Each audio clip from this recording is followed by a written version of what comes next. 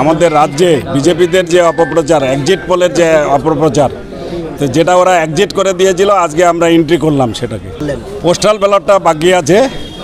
আমরা প্রায় 93,000 vote lead দিয়েছি চোপড়া বিধানসভা থেকে। এবার যা সারা পশ্চিমবঙ্গ জুড়ে সবুজ দর দেখা গেল, এটা কি লক্ষ্মীর ভান্ডারের ফলাফল নাকি অন্য কিছু?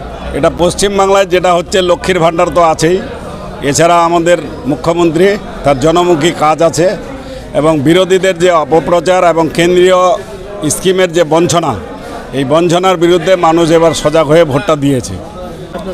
এ পর্যন্ত আমরা প্রায় 30টি পাওয়ার মতো আমরা আশা করছি, 30টা আসন পাবো। চোপড়াতে যে লিডটা দিয়েছি এ যাবৎ পর্যন্ত স্বাধীনতার পর এটা হচ্ছে সর্ববৃহৎ লিড।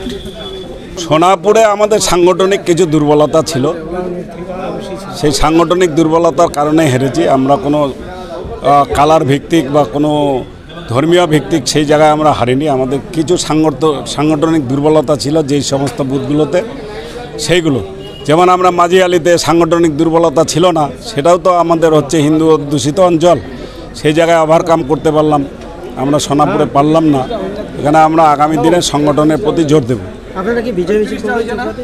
আমরা নিশ্চয়ই আমাদের বিধানসভা জিতছে, আমাদের রাজ্য জিতবে, সবুজ আবির আমরা মাখব। এবং আমাদের রাজ্যে বিজেপিদের যে অপপ্রচার, এক্সিট পোলের যে অপপ্রচার, তো যেটা ওরা এক্সিট করে দিয়েছিল, আজকে আমরা এন্ট্রি করলাম সেটাকে। ইন্ডিয়া অ্যালায়েন্স সম্পর্কে আমাদের দল আর কি সেটা ওতপ্রোতভাবে যুক্ত ছিলেন না, এবং ইন্ডিয়া অ্যালায়েন্স ক্ষমতায় আসলে এটা ভালো হতো। বিজেপিকে পরাস্ত করবার জন্য সাধারণ মানুষের একটা আকাঙ্ক্ষা ছিল, কিন্তু কংগ্রেস সহ যারা ইন্ডিয়া অ্যালায়েন্সের মধ্যে যে দলগুলো আছে তাদের কিছু দুর্বলতা আছে। সংগঠন সব জায়গায় তাদের পরিপক্ক নয়, নেতৃত্বর পরিপক্কতা নয়। এ কারণে হয়তো সেটা সম্ভাবনা থাকলেও সেই সম্ভাবনাটা কাজে লাগাতে পারল না।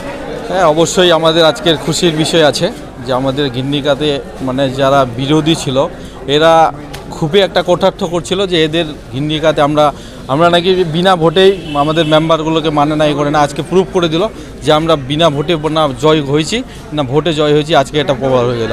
আজকে বিরোধীর একটা লজ্জা লাগা উচিত যে এরা যে বারবার এটা বলছিল যে আমরা এই মেম্বারকে মানি না, আজকে আবার ঘিন্নিকার মানুষ প্রুভ করে দিল। এটার জন্য অশেষ ধন্যবাদ দিব ঘিন্নিকার যে আমাদের জনসাধারণ আছে, টিএমসি যেগুলো আছে, অশেষ ধন্যবাদ দিব। আমি ঘিন্নিকা অঞ্চল প্রেসিডেন্ট হিসাবে ওনাকে অশেষ ধন্যবাদ দিব যে ঘিন্নিকার মানুষ টিএমসি পার্টিতে আছে, টিএমসি মমতা ব্যানার্জি